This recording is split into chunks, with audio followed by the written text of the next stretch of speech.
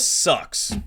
The Portland Trailblazers are basically cursed because the bad luck that they have regarding player health year after year after year after year, decade after decade is just absolutely brutal. It freaking sucks. So, you got 4 of the top 8 rotational players out for the Portland Trailblazers, and we got a double whammy today on 2 of them. Now, one news report is a lot worse than the other, but it all sucks. Let's start with the worst of them all. Robert Williams III is out for the season. Out for the season. The Blazers are not going to be able to get back value at the trade deadline for him. He is not going to play yet again this season as he needed surgery to clean up his knee. This is his other knee, though. This isn't the knee that gave him issues in Boston. This isn't the knee that he's had to have procedures on before. This is his other knee. And it happened on a play that looked a little bit weird. Like, he definitely stepped weird, but it looked like a normal-ish play.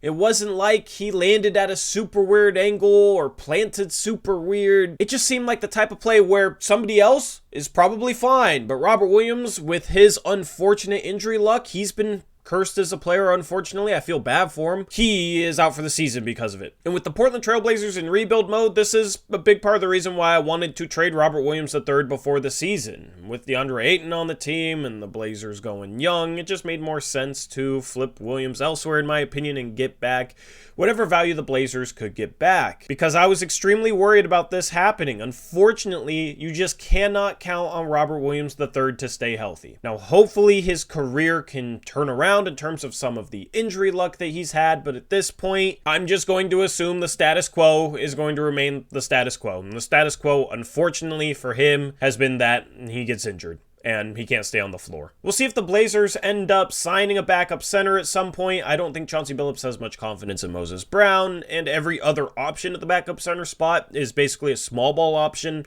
So we'll see if the Blazers end up making a move at that center spot.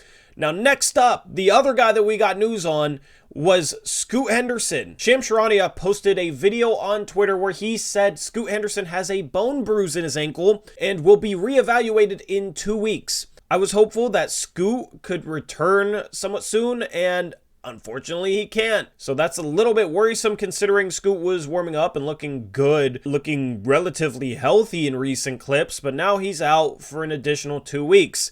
And unfortunately, as far as Scoot Henderson goes, he's been a bit injury prone so far early on in his career. Last year for the G League Ignite, he dealt with injury issues. Of course, he got knocked out of the first Summer League game for the Blazers due to something with his shoulder. And now, less than 10 games into his career, he's dealing with a bone bruise that will make him eventually miss like 3 to 4 weeks. We'll see when Scoot Henderson gets back. Hopefully, watching NBA action up close will teach him something. Hopefully, there is something still to be gained despite him not being able to suit up and step on the floor right now for the Portland Trailblazers. But it's really getting to the point where if a Blazer ever gets hurt, I expect their reevaluation date to end up in another reevaluation date, where if they'll be looked at in 2 weeks, it'll be another 2 weeks. Now, Gary Payton II taught me that better than anybody, but man, the luck just is so brutal that at this point, I can't help but expect the worst. But I was hopeful that Scoot would possibly play this Sunday. Looks like that is not going to be the case. But we're still going to be here covering this team, trying to have fun regarding the Portland Trailblazers. And a great way to have fun is by using BetUS. BetUS is a leading online sportsbook with great customer service and customer satisfaction. They have a wide variety of betting options that can entertain you. And really, that's all we're searching for from sports. So if you want to let it ride with a long shot parlay, or you just want to pick the spread, BetUS has you covered. We've been using them as our spread provider all season long for picks against the spread on our second channel, and it's a ton of fun for me to pick those games and see how I do against Eric, all our mods, all our podcast hosts, and chat even gets a vote. And chat's actually doing great, so you can join in on that action. Maybe use chat as your guide, or make your own picks and make them on BetUS, because if you use my link in the description box below, you'll get a 125% deposit match.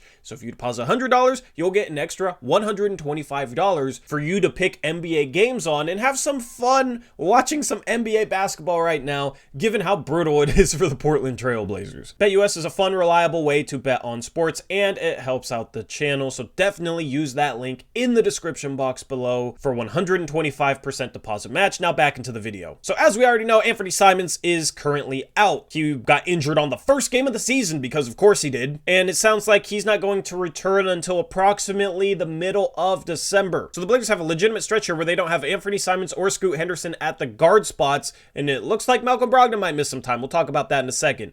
As far as Ant goes, I'm really looking forward to seeing him back in a Blazer uniform, and he's going to be thrust into a position where he's going to have to carry this team. Now, I guess the good news for the Blazers in terms of remaining competitive is these guys will return at some point. A month from now, Anthony Simons and Scoot Henderson should be back, and Robert Williams III is definitely a helpful piece, but he's the backup center. It's not like he was a starter for the Portland Trail Blazers, so the Blazers can get back their full-time starting lineup, hopefully before the year is out, and then send Malcolm Brogdon back to the bench, maybe put Matisse Thybulle on the bench, move Sharp to the small forward spot. We'll be able to have those conversations, and we'll be able to see if Ant can come back and truly break out like people were expecting him to do this year. He's been wearing a cast on his hand. He had surgery on his thumb. We'll see if he's able to return mid-December. Of course, we've seen these timetables get extended and extended and extended numerous times before, but it seems like the Anthony Simons situation is the most clear-cut and dry of them all right now. And finally, Malcolm Brogdon exited with a hamstring strain in the previous game. Luckily for the Blazers, they do have 3 days off in between Wednesday's game and Sunday's upcoming matchup against the Los Angeles Lakers, so we'll see if that's enough healing time for Malcolm Brogdon to return to the court, because that's a third guard that is injured for the Portland Trail Blazers. If Brogdon can't go, expect to see a ton of Skylar Mays, who played 37 minutes last game and honestly looked pretty good. This is why I wanted the Blazers to bring back Skylar Mays, because we saw him play really good basketball at the end of last season. It was for a tanking team, so you had to take those stats with a grain of salt. However, he's definitely talented, is really impressive as a finisher, has a solid floater. He's not the greatest three-point shooter, but can occasionally knock one down, and can also pass the ball a little bit. He's just a well-rounded young point guard that can come in as a third stringer or as a two-way guy as an assurance option and provide some minutes, and he looks like he belongs out there on the court next to other NBA players. For a lot of teams, two-way guys and end-of-the-roster guys don't look like they belong on the floor next to NBA starters. I've never really gotten that vibe with Skylar Mays. Sure, he'll make a mistake here or there that leaves you scratching your head, but at this point, with the lack of guard depth that the Blazers have, Skylar Mays is a really nice option to have right now. Now, the Blazers are $5.3 million under the luxury tax, and for Robert Williams, since he's out for the season, the Blazers can request to get a disabled player exception for him worth approximately $5.7 million that they can use to sign a free agent, or more likely acquire a player via trade, because the Blazers still have their mid-level exception that they could use to acquire a free agent, and no free agents right now I see signing for more than the NBA minimum, because at this point they would just want to be in the league. So the Blazers don't have to worry about free agent signings and going into the luxury tax for their disabled player exception that they could get from Robert Williams III. The more likely scenario is that the Blazers maybe trade for a player using that exception, because you can acquire a player with 1 year left on their deal that becomes a free agent this offseason with the disabled player exception without having to send any salary out to match it. So if the Blazers have a 5.7 disabled player exception, they can trade for a guy on the final year of their contract making $5.4 million and not have to send anything out in order to match it. But the Blazers also have trade exceptions too, so really the disabled player exception for Robert Williams is pretty irrelevant in my opinion. I don't even think the Blazers need to file for it, but maybe they do, because you can always use trade exceptions and disabled player exceptions to absorb certain salaries in order to create an imbalance that can create a large trade exception at the trade deadline. So it could be a good thing to do for the Blazers to have the flexibility in order to create larger exceptions that then would last for another year after whenever they create them. Anyway, that's a wrap for this video. The Blazers' injury luck is just awful. Let me know what you think about it down in the comment section below. Let me know how you're feeling about this season right now, and also make sure to use BetUS. Use that link. Let me know how it goes. Get that 125% deposit match. And with that being said, I'm out of here. I'll catch you next time. Until then, as always, peace out. Go Blazers.